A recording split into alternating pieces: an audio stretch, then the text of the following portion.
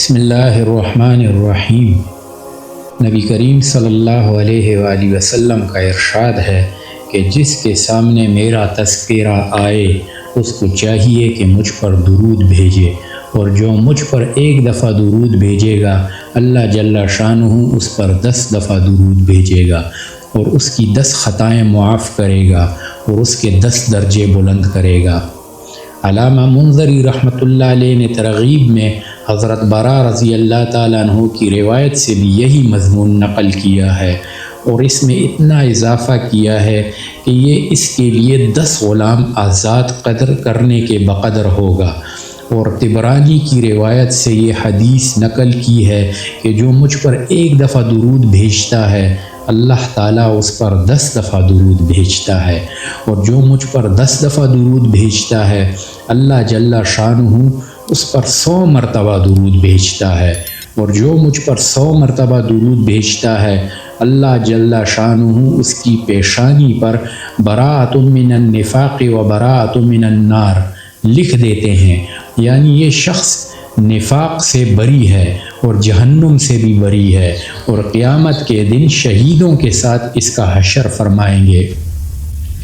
علامہ سخاوی رحمۃ اللہ علیہ نے حضرت ابو ہریرہ رضی اللہ تعالیٰ عنہ سے حضور اقدس صلی اللہ علیہ وآلہ وسلم کا یہ ارشاد نقل کیا ہے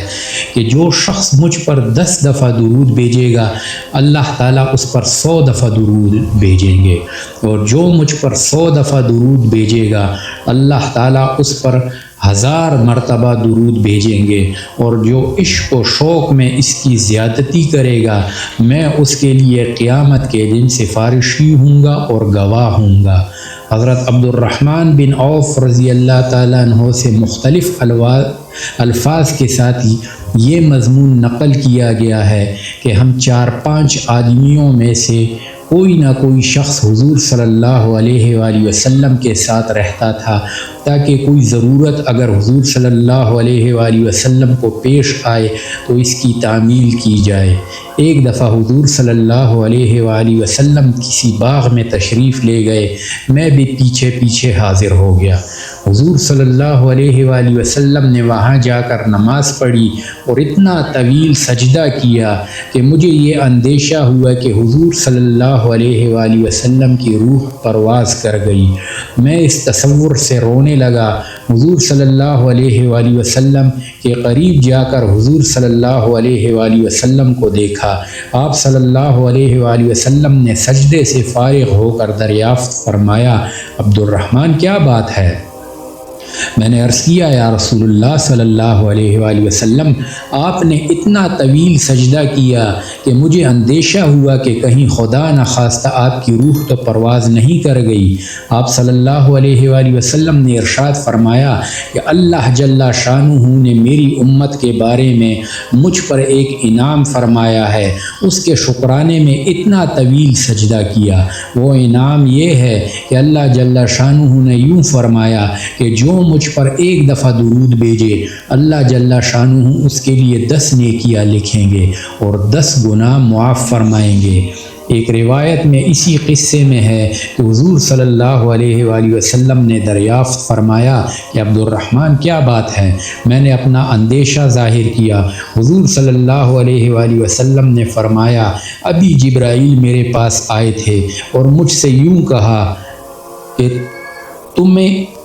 اس سے خوشی نہیں ہوگی کہ اللہ جل شانہ نے یہ ارشاد فرمایا ہے کہ جو تم پر درود بھیجے گا میں اس پر درود بھیجوں گا، اور جو تم پر سلام بھیجے گا میں اس پر سلام بھیجوں گا۔ ایک اور روایت میں اسی قصے میں ہے کہ ایک دن نبی کریم صلی اللہ علیہ وآلہ وسلم کا چہرہ مبارک خوشی سے بہت ہی چمک رہا تھا، اور خوشی کے انوار چہرہ انور پر بہت ہی محسوس ہو رہے تھے۔ صحابہ رضی اللہ عنہم اجمعین نے عرض کیا، یا رسول اللہ صلی اللہ علیہ وآلہ وسلم جتنی خوشی آج